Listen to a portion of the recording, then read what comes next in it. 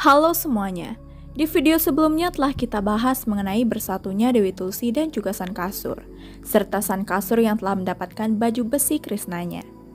Buat kalian yang masih ketinggalan kisahnya, silahkan cek langsung di beranda video channel Hindustory Indonesia, atau dengan mengklik link yang ada di deskripsi video ini. Baiklah teman, mari kita lanjutkan apa yang terjadi setelah Dewi Tulsi menjadi istri Sankasur. Setelah Dewi Tulsi memberikan saran untuk melakukan pemujaan sebelum perayaan, mereka pun segera melakukan pemujaan terlebih dahulu pada Dewa Narayan. Di sisi lain, Resi Narada menemui Sukracarya, yaitu guru para dewa. Resi Narada berkata pada Sukracarya bahwa ia datang untuk memberikan sebuah pujian padanya mengenai salah satu muridnya, yaitu Sankasur. Walaupun Sankasur seorang iblis, namun perilakunya sangat terpuji. Resi Narada memberitahu Sukracarya bahwa Sankasur telah mendapatkan anugerah dari Dewa Brahma, dan dia sama sekali tidak pernah menyalahgunakan anugerahnya itu. Dia sama sekali tidak memiliki keinginan untuk memperluas kerajaan iblis. Dan mengapa dia harus berperang? Karena dia tidak memiliki permusuhan dengan para dewa. Jika Sankasur terus berada di jalan yang benar, maka para setan akan terus diberkati, dan Sukracarya sama sekali tidak perlu khawatir tentang iblis lainnya. Setelah Resi Narada mengatakan hal ini, Sukracarya menjadi marah dan langsung pergi menuju istana Sankasur. Karena bagaimanapun juga, seorang iblis harus bertingkah selayaknya seorang iblis, di mana iblis harus berusaha menguasai segalanya. Di istana, Sankasur sedang melatih dirinya sendiri agar menjadi lebih kuat dan juga perkasa sesuai dengan permintaan istrinya Tulsi. Walaupun ia sudah mendapatkan sebuah anugerah, tetapi ia juga harus tetap mengasah kemampuannya dalam peperangan. Sedangkan Dewi Tulsi sedang sibuk melakukan pemujaannya kepada Dewa Narayan. Lalu tiba-tiba Resi Sukracarya datang dan mengatakan pada Sankasur bahwa kekuatannya tidak akan berharga jika seorang iblis yang mengemis penjaga dalam hidupnya. Melihat Sukracarya, Sankasur dan Raja Dam lalu sama-sama memberikan salamnya. Sukracarya lalu berkata bahwa dia tidak akan menerima salam dari seorang pengecut. Senjata yang Anda gunakan dalam pelatihan ini hanyalah hiburan bagi saya. Buang itu semua, itu sangatlah tidak berguna. Melihat kemarahan Sukracarya, Sankasur menjadi sangat bingung apa yang menjadi penyebab kemarahannya. Sukracarya lalu berkata bahwa Sankasur adalah seorang iblis yang pemberani dan telah diberkati dengan anugerah yang besar dari Dewa Brahma, namun dia sama sekali tidak melakukan apa-apa. Keberadaannya sama sekali tidak berarti. Iblis sepertinya hanyalah sia-sia saja. Perkataan Sukracarya pada Sankasur membuat Dewi Tulsi sangat marah. Dewi Tulsi berkata, "Seseorang yang Anda panggil sebagai pengecut, jika dia menunjukkan kekuatannya, bahkan prajurit terhebat akan menjadi mainannya." Perdebatan terus terjadi di antara mereka. Sampai akhirnya, Sukracarya mengeluarkan beberapa senjata dan mengarahkannya pada Sankasur. Namun Sukracarya terkejut ketika melihat baju besi Krishna dari Sankasur yang mematahkan semua senjatanya. Dewi Tulsi mengatakan bahwa selama dia masih setia pada suaminya dan selalu bersamanya, maka suaminya akan selalu abadi.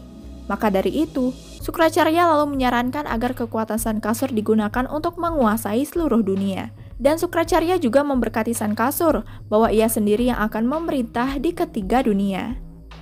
Sankasur lalu berkata bahwa dia sangat yakin tidak akan ada yang bisa menghalanginya dalam menguasai ketiga alam. Sankasur pun lalu berangkat untuk berperang, dan ia sama sekali tidak membawa tentara karena dia yakin bahwa cukup dirinya sendiri dia akan bisa memenangkan peperangan. Dewi Tulsi lalu memberikan seruling Krishna pada Sankasur untuk mengelabui semua makhluk. Sankasur lalu meminta Dewi Tulsi agar ikut bersamanya karena dia adalah sumber kekuatannya. Sankasur dan Dewi Tulsi pun berangkat untuk berperang dan menguasai seluruh dunia. Sankasur mengelabui semua musuhnya tanpa mengangkat senjata sedikit pun. Ia mampu meluluhkan para musuhnya dengan memainkan seruling Krishna. Hal ini membuat musuh mengira bahwa yang datang adalah Sri Krishna. Mereka pun dengan mudahnya menyerahkan tahta mereka. Para dewa menjadi sangat kesal karena Sankasur telah menyalahgunakan dewa dan pengabdiannya untuk menguasai dunia. Hanya dengan memainkan seruling, semua musuh bersujud kepadanya. Hal ini dengan mudah memberikan Sankasur kemenangan. Ia telah menguasai begitu banyak kerajaan dan membawa begitu banyak mahkota. Resi Narada mengatakan pada Krishna bahwa Sankasur akan menjadi pejuang pertama yang memenangkan semua kerajaan tanpa mengangkat senjata apapun dan tanpa melakukan kekejaman apapun dan tanpa membunuh siapapun. Krishna lalu menjawab bahwa kemenangan Sankasur telah menjadikan perjalanan suksesnya hanya dengan memainkan seruling. Setelah menaklukkan semua kerajaan, Raja Dam dan Sankasur merasa sangat bangga. Sampai Raja Dam sendiri, yaitu ayahnya Sankasur, juga memberikan kerajaannya pada putranya. Sankasur lalu mengatakan, bumi dan alam kematian sudah menjadi milik saya, jadi hanya surga yang tersisa sekarang. Jadi sekarang saatnya saya untuk menguasai surga dan menetapkan aturan saya di sana. Sama seperti sebelumnya, Sankasur menggunakan seruling Krishna untuk mengelabui Dewa Indra dan para dewa lainnya. Hanya dengan mendengar seruling Krishna, Dewa Indra dengan mudahnya turun dari tahtanya dan mempersilahkan Sankasur untuk duduk di tahtanya. Seperti halnya seseorang yang telah terhipnotis. Setelah Sankasur berhenti memainkan serulingnya, para dewa menjadi sadar bahwa tahta mereka telah dicuri dengan cara yang tidak adil. Dengan menjebak para dewa dalam ilusinya, Sankasur berhasil menculik tahta para dewa dari mereka. Dewa Indra menjadi sangat murka dan meminta Sankasur turun dari tahtanya. Sankasur lalu berkata, "Yang duduk di istana ini adalah pemilik yang sebenarnya, dan saya Sankasur adalah penguasa Swargaloka, dan Anda sendiri yang meminta saya untuk duduk di tahta ini. Lalu mengapa Anda menjadi keberatan?" Para dewa mencoba menyerang Sankasur dengan senjata mereka. Dewa Indra sendiri mengeluarkan bajranya dan para dewa menyerang Sankasur secara bersamaan. Tetapi baju besi Krishna milik Sankasur berhasil membalikkan kekuatan mereka. Para dewa telah menggunakan segala cara untuk melawannya, tetapi semuanya gagal. Sampai akhirnya Sankasur menyuruh Dewa Indra pergi dari Swargaloka, sedangkan para dewa lainnya berada di bawah perintah Sankasur. Sankasur meminta para dewa lainnya untuk menggunakan kekuatan mereka untuk memakmurkan serta memenuhi kebutuhan rakyatnya, agar sedikit pun tidak ada yang merasa kelaparan. Sankasur memenuhi bumi dengan semua kekayaan, dan bahkan ia tidak sadar bahwa perbuatannya ini sangat tidak benar.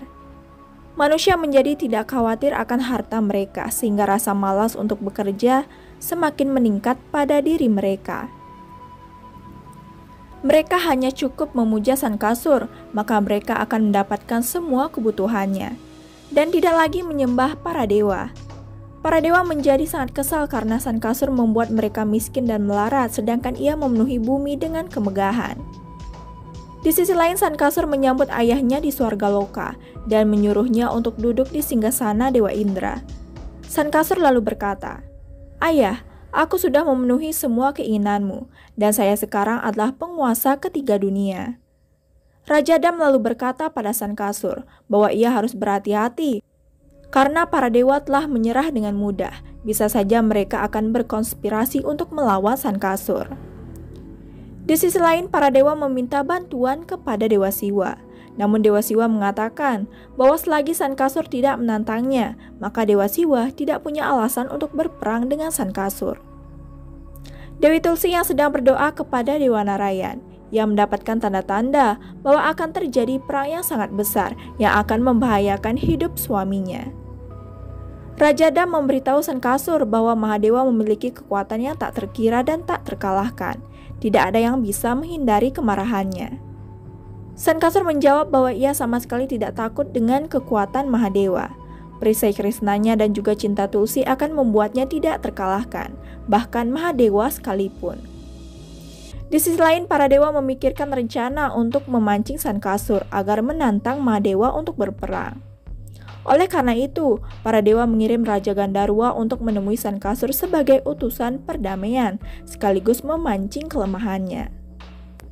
Sebelum pergi, Raja Gandharwa meminta Ganesha untuk memberkatinya, bahwa Ganesha akan membantunya ketika ia dalam dilema dan tidak bisa berkata di depan Sankasur. Dewa Ganesha pun memberkatinya bahwa jika ia berada dalam dilema, maka hanya cukup mengingatnya saja, maka ia akan membantunya untuk memecahkan kebingungan Raja Gandharwa. Sesampainya di Swarga Loka, Sankasur menolak perdamaian dari para dewa, dan ia sama sekali tidak mau mengembalikan surga pada Dewa Indra, karena rakyatnya telah menganggapnya sebagai dewa.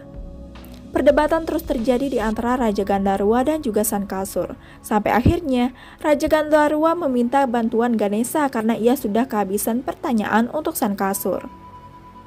Ganesha lalu memantau Raja Gandharwa, dan sekaligus ia sendiri memancing Sankasur agar ia mengungkapkan anugerah yang ia dapatkan dari Dewa Brahma. Dewa Ganesha sekaligus memancing kemarahan Sankasur agar dia menjadi marah dan menantang Mahadewa. Di tengah pembicaraan mereka, guru para iblis yaitu Sukracarya datang dan menyela pembicaraan. Sukracarya berkata bahwa apapun yang Sankasur lakukan adalah untuk memenuhi tugasnya sebagai seorang raja. Sukracarya mengakui bahwa Sankasur adalah dewa baru sekarang. Dia memiliki semua harta atas surga loka.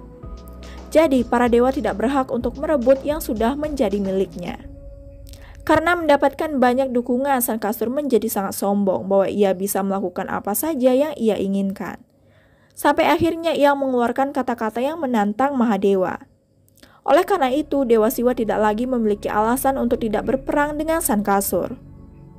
Raja Gandharwa mengatakan pada Sankasur bahwa ia telah menantang Mahadewa untuk berperang dan bersiaplah untuk mati.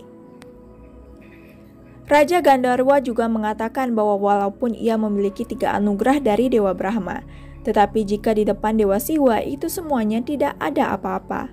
Sebelumnya sudah ada banyak iblis perkasa seperti Jalandhar, Andak, dan Tripurasur. Para iblis ini juga percaya bahwa mereka abadi karena anugerah. Tetapi keyakinan mereka terbukti salah, bahkan anugerah Dewa Wisnu tidak bisa melindungi Jalandhar dari murkanya Dewa Siwa. Dan anugerah Dewa Brahma juga tidak bisa melindungi Andak dan juga Tripurasur, karena Dewa Siwa selalu mempunyai cara yang kuat untuk menghancurkan mereka.